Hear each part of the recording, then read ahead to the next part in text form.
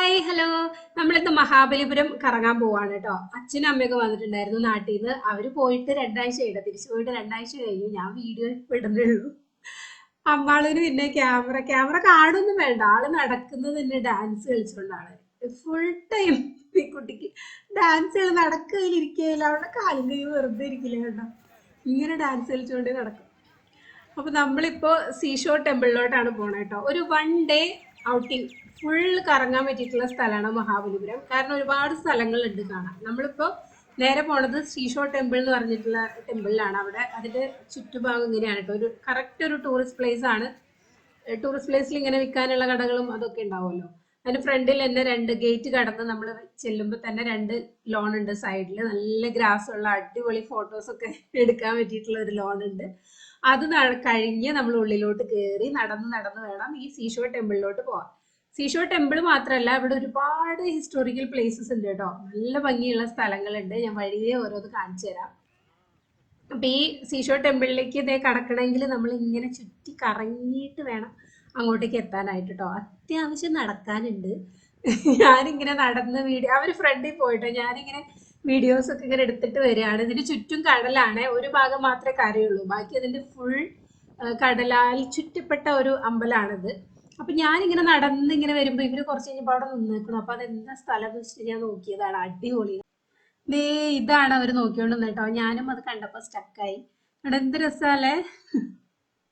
ദൈവത്തിന്റെ ഒരു കളികളെ കണ്ടോ. റോക്സ് കണ്ടോ. ഇതുപോലെയുള്ള ഈ റോക്സ് ആണ്, വലിയ വലിയ കല്ലുകളിലാണ് ഇവിടെ ഇങ്ങനെ കൊത്തുപണികളൊക്കെ നടന്നിട്ടുള്ളത് കേട്ടോ. ഇത് ഒറ്റ കല്ലുകളിലാണ്. അതാണ് ഇതിന്റെ പ്രത്യേകത. ഈ മഹാബലിപുരത്തുള്ള എല്ലാ എല്ലാ സ്ഥലങ്ങളും അങ്ങനെയാണ്. ഒറ്റ കല്ലില് കൊത്തുപണികൾ ചെയ്തു വെച്ചിട്ടുള്ളതാണ്. അങ്ങനെ ഓരോ കല്ലിന്റെ മുകളിൽ ഓരോ കല്ല്, അങ്ങനെയല്ല, ഒറ്റ കല്ലിൽ തീർത്തിട്ടുള്ള മണ്ഡപങ്ങളാണ്. ഇവിടെ കുറേ കൽമണ്ഡപങ്ങളും കാര്യങ്ങളൊക്കെ ഉണ്ട്. ഒരു 5-6 സ്ഥലങ്ങളിലുണ്ട് അങ്ങനത്തെ കൽമണ്ഡപങ്ങളൊക്കെ. അപ്പൊ അത് ഫുള്ള് ഇങ്ങനെ ഒറ്റ പാറയിൽ ചെയ്തു വെച്ചിട്ടുള്ളതാണെന്നാണ് പറയണേ. അപ്പൊ നമ്മൾ അമ്പലത്തിന്റെ അവിടേക്ക് ഇറങ്ങണം. അമ്പലത്തിന്റെ ഫ്രണ്ടിൽ ഇതുപോലെ കിടങ്ങ് പോലെയാണ് കേട്ടോ ഉള്ളത്. എന്നിട്ട് അമ്പലം നമ്മൾ നടന്നു വരുന്ന ആ ഒരു തറയുടെ സൈഡ് തന്നെ അതിന്റെ ഫ്രണ്ടിലായിട്ട് ഇതുപോലെ കിടങ്ങാണ്. ഈ ഒരു സ്റ്റെപ്പാണ് നമ്മൾ അങ്ങോട്ട് ഇറങ്ങണത്. ഇറങ്ങിയിട്ട് ഓരോ കിടങ്ങിന്റെ ഉള്ളിൽ കൂടെ ഓരോ ചുറ്റുമതിലുണ്ട് അമ്പലത്തിന്റെ ഫ്രണ്ടിൽ. ഈ കിടങ്ങ് താഴെയായിട്ട് ഉള്ളിലോട്ടായിട്ട്, അത് ശരിക്കും കാണുമ്പോഴാണ് നമുക്ക് മനസ്സിലാവുക. ക്യാമറയിൽ ഞാൻ ഫോൺ ക്യാമറ ആയതുകൊണ്ട് ഭയങ്കര ജെർക്കിങ് ആണ്, സോറി കേട്ടോ. അപ്പൊ ഇത് ഉള്ളിലേക്ക് ഇങ്ങനെ 2 ചുറ്റുമതിലുണ്ട്. അതിന്റെ ഉള്ളിലേക്ക് കയറിയിട്ട് വേണം നമ്മൾ അമ്പലത്തിന്റെ ഫ്രണ്ടിലോട്ട് എത്താൻ. അപ്പൊ ഇത് നല്ല ഭംഗിയാട്ടോ. അതിങ്ങനെ കണ്ടു നടക്കാനും എല്ലാ ചിത്രപ്പണികളുണ്ട്. അതുപോലെ ഈ ചുറ്റുമതിലില്ലേ, അമ്പലത്തിന്റെ ഫ്രണ്ടിൽ 2 ചുറ്റുമതിലുണ്ട്. അതിന്റെ ഫുള്ളും മുകളിൽ ഇതുപോലെ നന്ദിയുണ്ട്.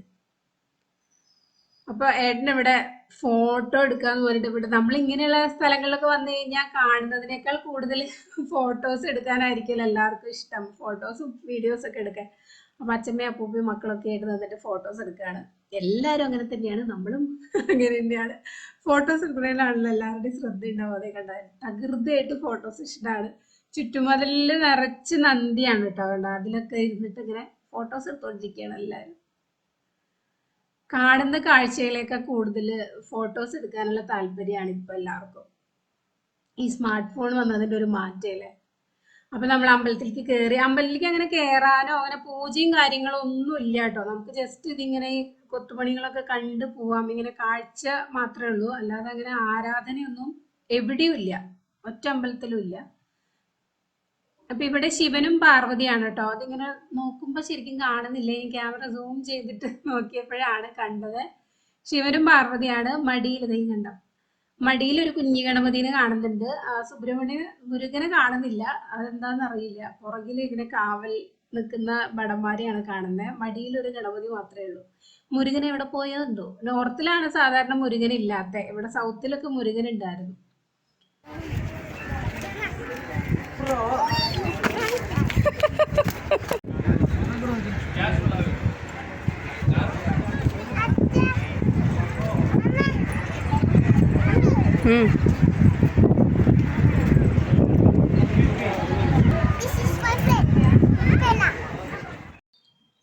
അങ്ങനെ നമ്മൾ വലം വെച്ച് ഇപ്പുറത്തെ സൈഡിലേക്ക് തന്നെ എത്തി. ഈ സൈഡിലായിട്ടൊരു കുളം ഉണ്ട് കേട്ടോ. അമ്പലമായി കഴിഞ്ഞാൽ പിന്നെ തൊട്ടടുത്തൊരു കുളം വേണമല്ലോ. കുളത്തിന്റെ സെന്ററിലായിട്ടൊരു കൽക്കിണറുണ്ട്. ഈ ശരിക്കും കാണുന്നുണ്ട് കേട്ടോ.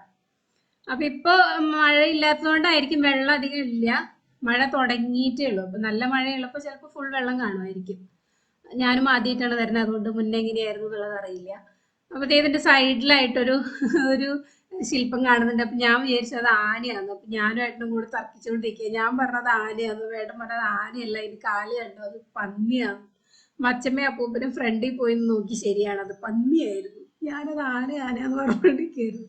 ഇവിടെ ഫ്രണ്ടിൽ നിന്ന് നോക്കുമ്പോഴാണ് ശരിക്കും നന്ദീനെ കിട്ടുന്നത് കേട്ടോ. നമ്മള് അമ്പലത്തിന്റെ ഉള്ളിൽ നിന്ന് നേരത്തെ വീഡിയോ എടുത്തപ്പോൾ ബാക്ക് സൈഡ് നന്ദിയാണ് കിട്ടിയത്.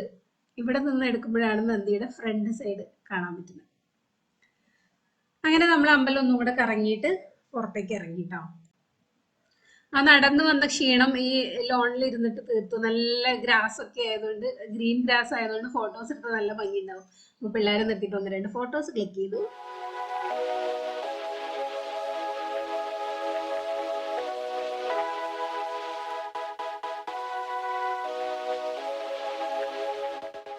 അങ്ങനെ ഫോട്ടോ സെഷൻ ഒക്കെ കഴിഞ്ഞ് നമ്മൾ തിരിച്ച് ഇറങ്ങി. ഇനി നമുക്ക് അടുത്ത പ്ലേസിൽ പോകണം കേട്ടോ. അപ്പൊ നമ്മൾ ഊണൊക്കെ കഴിച്ച് വന്നതുകൊണ്ട് അങ്ങനെ വിശപ്പൊന്നുമില്ല.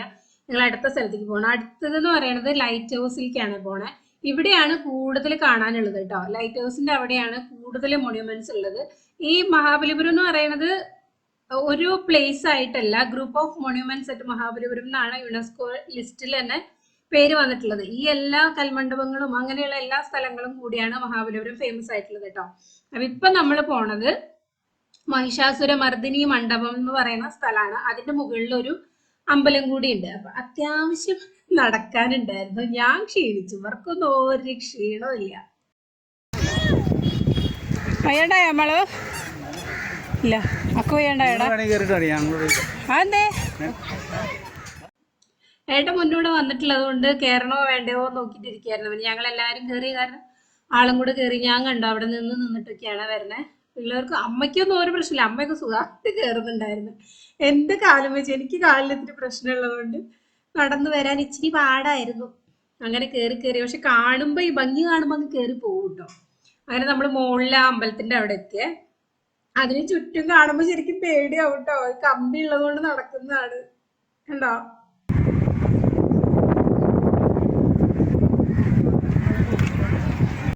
ഇവിടെ നിന്ന് നോക്കുമ്പോ തന്നെ നമുക്ക് ലൈറ്റ് ഹൗസ് ക്ലിയർ ആയിട്ട് കാണാം കേട്ടോ. കണ്ടോ, ആ ലൈറ്റ് ഹൗസ് ഇരിക്കുന്നത് ഇതുപോലെ വലിയൊരു പാറയുടെ മുകളിലാണ്. സൈസ് ഭയങ്കരമായിട്ട് നമുക്ക് മുകളിൽ നിന്ന് കാണുമ്പോൾ ചെറുതായിട്ട് തോന്നും. വലിയ പാറകളാണ് കാണുന്നതൊക്കെ. ഇതൊക്കെ കണ്ടോ, ഇതൊക്കെ ഓരോ മണ്ഡപങ്ങളാണ് കേട്ടോ. ഇവിടെ ഒരു 5-6 മണ്ഡപങ്ങളുണ്ട്. കാണുമ്പോ ഇവിടെ മുകളിൽ നോക്കുമ്പോ ഒരു പാറയായിട്ട് തോന്നും. ഞാൻ താഴെ എത്തിയിട്ട് കാണിച്ചു തരാം. അത് ശരിക്കും കൽമണ്ഡപങ്ങൾ ഇങ്ങനെ കൊത്തി എടുത്തിട്ടുള്ളതാണ് കേട്ടോ. ഇപ്പൊ നമ്മൾ നിൽക്കുന്നത് മഹിഷാസുരമർദിനി മണ്ഡപത്തിന്റെ മുകളിലാണ്, ഒരു അമ്പലത്തിന്റെ മുകളിലാണ് നിൽക്കണേ. നമ്മൾ താഴേക്ക് ഇറങ്ങി വരുമ്പോ ഇവിടെ ഈ ഗ്രില്ലിന്റെ ഉള്ളത് കൊണ്ടാണ് നമ്മളിങ്ങനെ നടക്കുന്നത് കേട്ടോ. അല്ലെങ്കിൽ നടക്കാൻ ഭയങ്കര പാടാ. ഒരു തരി ഒരാൾക്ക് കഷ്ടിച്ച് കടന്നു പോകാനുള്ള വഴിയാണ് ഈ അമ്പലത്തിന് ചുറ്റുമുള്ളൂ. ഈ കമ്പിയൊക്കെ വെക്കുന്നതിന് മുൻപ് എങ്ങനെയായിരുന്നു ഞാൻ അതായിരുന്നു ആലോചിച്ച് നോക്കിയത്. അതിന്റെ അടിയിൽ നിന്നിട്ടൊക്കെ ഇങ്ങനെ ഫോട്ടോസ് ഒക്കെ എടുക്കാൻ നല്ല രസമായിട്ടോ. നമ്മള് താഴോട്ട് ഇറങ്ങുന്ന സ്റ്റെപ്പ് കണ്ടോ, അതിന്റെ സൈഡിൽ കൈ പിടിക്കാനായിട്ടുള്ള ഒരു കമ്പി മാത്രമേ ഉള്ളൂ. അതിന്റെ ഈ സൈഡ് ഇങ്ങനെ വിരിഞ്ഞ് കിടക്കുക. പിള്ളേരൊക്കെ പെട്ടെന്ന് കൈവിട്ട് പോയതാ. നിറച്ച് പാറക്കല്ലല്ലേ. ഇവിടെ പിള്ളേർക്കൊന്നും കുഴപ്പമൊന്നും ഉണ്ടായിരുന്നില്ല, എനിക്കായിരുന്നു പേടി. ക്ഷീണിച്ചോ കേട്ടാ, ഇവർക്കൊക്കെ എന്ത് ക്ഷീണം. ഈ പാറയാണ് നമ്മൾ മുകളിൽ നിന്ന് നോക്കിയപ്പോ ഇങ്ങനെ ഉരുണ്ടിരിക്കുന്ന ഈ പാറയുടെ താഴത്തെ ഭാഗമാണ് ഇങ്ങനെ കേട്ടോ, കൊത്തിയെടുത്തതാണ്. ഈ മഹിഷാസുരമർദിനി മണ്ഡപമാണ് ഇപ്പൊ കാണുന്നത്. കണ്ടോ, ഇതിങ്ങനെ കൊത്തിയെടുത്ത് വെച്ചിരിക്കുന്നത് ഒറ്റ പാറ. അതിന്റെ എങ്ങനെയാല്ലേ പണ്ടൊക്കെ കണ്ടോ, കുറെ ദൂരെ നിന്ന് കാണുമ്പോഴാണ് ശരിക്കും. നമ്മൾ ഈ മുകളിലാണ് നിന്നത്, ഇതിന്റെ താഴെയാണ് ഈ മണ്ഡപം ഉള്ളത് കേട്ടോ. അതുപോലെ ഒരു 5-6 മണ്ഡപങ്ങൾ ഇങ്ങനെ പാറ ഇങ്ങനെ നമ്മൾ നടന്നു പോണ വഴിയുടെ അത്രയുണ്ട്.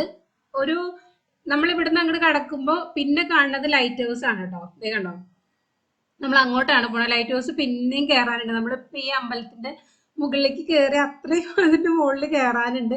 പിന്നെ അതിന്റെ മുകളിൽ നിന്നിട്ട് നോക്കുമ്പോ ഇതുപോലെ തന്നെയാണ് കാണുന്നതെന്ന് ഏട്ടൻ പറഞ്ഞത്. ഏട്ടൻ ആദ്യം പോയതാണ്. പിന്നെ അവിടെ നീണ്ട ക്യൂ കണ്ടോ. അപ്പൊ അത് കാരണം ഞങ്ങൾ അങ്ങോട്ട് പോയില്ല. പിന്നെ ഹൈറ്റ് എനിക്ക് ഇച്ചിരി പേടിയാണ്, അത് കാരണം ഞാൻ തീരെയും പോണ്ട പറഞ്ഞിട്ട് ഞങ്ങൾ അതിന്റെ ഉള്ളിലേക്ക് കയറിയില്ല. പിന്നെ താഴേക്ക് നമ്മള് ഇതുപോലെ കുറെ മണ്ഡപങ്ങളുണ്ട്. നമ്മൾ ഈ പോണ വഴിക്ക് ഇതുപോലെ ഇങ്ങനെ കുറച്ചധികം പോവാനുണ്ട് കേട്ടോ. കുറച്ച് നടക്കാനുണ്ട്, ഇനി അടുത്ത മണ്ഡപം കാണാം. ഇതുപോലെ ഒരുപാട് മണ്ഡപങ്ങൾ ഇങ്ങനെ പാറക്കഷ്ണങ്ങളാണ് കേട്ടോ. അത് കൊത്തിയെടുത്തിട്ട് ഒറ്റക്കല്ല് പാറയില് കൊത്തിയെടുത്ത് ഇങ്ങനെ ഓരോ മണ്ഡപങ്ങൾ ഉണ്ടാക്കിയിട്ടുള്ളതാണ്. അങ്ങനെ ഒരുപാട് നടന്ന് കാണാനുണ്ട് കേട്ടോ. ഇനി നമ്മൾ നേരെ പോണത് കൃഷ്ണാസ് ബട്ടർ എന്ന് പറഞ്ഞിട്ടുള്ള ഒരു ഒരു ഒരു കല്ലാണ്. അതൊരു ഭയങ്കര സ്പെഷ്യാലിറ്റി ആയിട്ടോ. അമ്മ മുകളിലേക്ക് കൂടെ വരാൻ പറഞ്ഞിട്ട് നിൽക്കുകയാണ്. അപ്പൊ ഞാനും കൂടെ മുകളിലേക്ക് പോയി കഴിഞ്ഞാൽ പിന്നെ വീഡിയോ എടുക്കാൻ പറ്റില്ലല്ലോ. അപ്പൊ അതന്നെ അവരോട് തന്നെ നടന്നു പോകാൻ പറയാ. ഇത് ദൂരെ നിന്ന് എടുത്താലല്ലേ ഇത് ശരിക്കും കാണുള്ളൂ ഈ കല്ല്. ഇത് ശരിക്കും കൃഷ്ണാസ് ബട്ടർ ബോൾ എന്നാണ് കേട്ടോ പറയുന്നത്. കൃഷ്ണന്റെ വെണ്ണ കട്ടയാണെന്നാണ് ഈ സ്ഥലം തന്നെ ഇങ്ങനെയാണ് പേര് ഇതിന്റെ. ഇത് ശരിക്കും ഗ്രാനൈറ്റിന്റെ കട്ടയാണ്. അതൊരു തരിയേ ഉള്ളൂട്ട് അവിടെ നിൽക്കുന്ന ആ പാറയിൽ നിൽക്കുന്ന. എന്ത് ഗുരുത്വാകർഷണാന്ന് അറിയില്ല. പാറയിൽ ഒരു ചെറിയൊരു അറ്റം മാത്രമാണ് മുട്ടി നിൽക്കുന്നുള്ളൂ. പക്ഷെ നല്ല ഉറപ്പാണ്. എത്ര കാറ്റും മഴയും വന്നാലും പോലും. അത് ഭയങ്കര അത്ഭുതമല്ലേ അല്ലെ? എനിക്ക് ഭയങ്കര അത്ഭുതമായിട്ട് തോന്നി. അപ്പോഴേക്കും മഴ.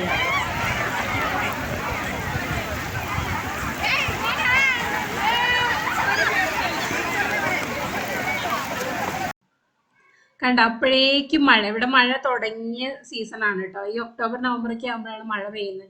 അതായത് പിന്നെ നമുക്ക് ഒന്നും എടുക്കാനും പറ്റില്ല. എല്ലാം ഭയങ്കര മഴ പെയ്ത കാരണം ഭയങ്കര ഇരുട്ടായി പോയി. ഇതൊക്കെ ഓരോ സ്റ്റോറിയാണ് കേട്ടോ. ഓരോ വോളില് കൊത്തുമണികളൊക്കെ ഓരോ സ്റ്റോറീസ് ആണ്. ഇതൊക്കെ ഓരോ സ്റ്റോറീസാ. പക്ഷെ ഇരുട്ടായി പോയി മഴ പെയ്യുന്ന. പുറത്ത് നല്ല വെളിച്ചമുണ്ട്. പക്ഷെ ഈ ഇതിന്റെ ഉള്ളിലേക്കൊക്കെ പാറക്കെട്ടുകളുടെ ഉള്ളിലൊക്കെ ഭയങ്കര ഇരുട്ടായി പോയി. അപ്പൊ അത് കാരണം ഞാൻ വീഡിയോ അത് കാരണം പിന്നെ നിർത്തി വെച്ച് എടുക്കാൻ പറ്റിയില്ലായിരുന്നു. പിന്നെ പുറത്തൊന്നും പോയി കാണാനും പറ്റിയില്ല. നല്ല മഴയായിരുന്നു. അപ്പൊ അത് കാരണം നമ്മൾ പിന്നെ ആയിട്ട് വണ്ടി എടുക്കാൻ പോയി. പാർക്കിങ്ങിൽ പോയിട്ട് വണ്ടി എടുത്തിട്ട് വന്നിട്ട് നമ്മൾ തിരിച്ചു പോവുക ചെയ്തത്. അപ്പൊ എല്ലാവരും അവിടെ കയറി നിൽക്കുക കേട്ടോ. നടക്കാൻ പറ്റില്ല. നല്ല മഴയായിരുന്നു. ചെറിയ മഴയല്ല, നല്ല മഴയായിരുന്നു. അപ്പൊ അത് കാരണം എല്ലാവരും ഇതിന്റെ ഉള്ളിൽ, ഈ മണ്ഡപത്തിന്റെ ഉള്ളിൽ ഓരോ മണ്ഡപത്തിലായിട്ട് ഇങ്ങനെ എല്ലാവരും കയറിക്കുമായിരുന്നു. അപ്പൊ നമ്മൾ ഇനിയും മഹാബലിപുരത്ത് പോകുന്നതായിരിക്കും. അപ്പൊ നല്ല നല്ല ഒരു തവണ പോകുമ്പോൾ, രണ്ടാമത്തെ തവണ പോകുമ്പോഴാണ് നല്ല കാഴ്ചകളൊക്കെ കിട്ടുള്ളൂ. അപ്പൊ ഇനി അടുത്ത വീഡിയോസിൽ കാണാം കേട്ടോ. വീഡിയോ ഇഷ്ടപ്പെട്ടോ ഇല്ലയോ എന്നുള്ളത് പറയാൻ മറക്കരുത്. ബൈ. അടുത്ത വീഡിയോയിൽ കാണാം.